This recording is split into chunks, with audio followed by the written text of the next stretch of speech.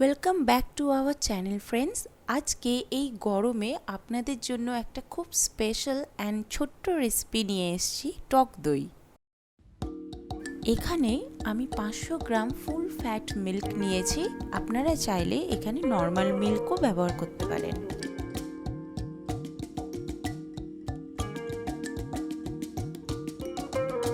দুধটাকে আমি ততক্ষণ অবধি ফোটাবো যতক্ষণ না দুধটা 500 গ্রাম থেকে 400 গ্রামে পরিণত হচ্ছে।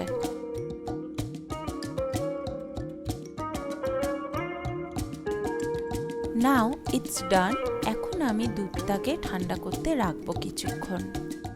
এখানে আমি 50 গ্রাম মতো টক দই ব্যবহার করলাম, কিন্তু তার আগে এটাকে একটু হুইস্ক করে নেব। দইটা অ্যাড করার আগে আপনি আপনার একটি আঙ্গুল দিয়ে দেখে নেবেন দুধটা যেন উষ্ণ গরম থাকে।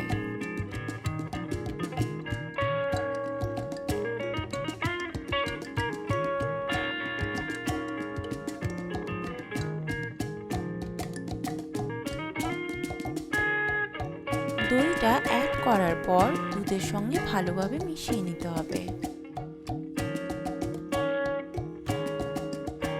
আরেকটি কথা বন্ধুরা, এই দুধের রঙটা একটু হলদেটে, কারণ এটি ফুল ফ্যাট মিল্ক বলে।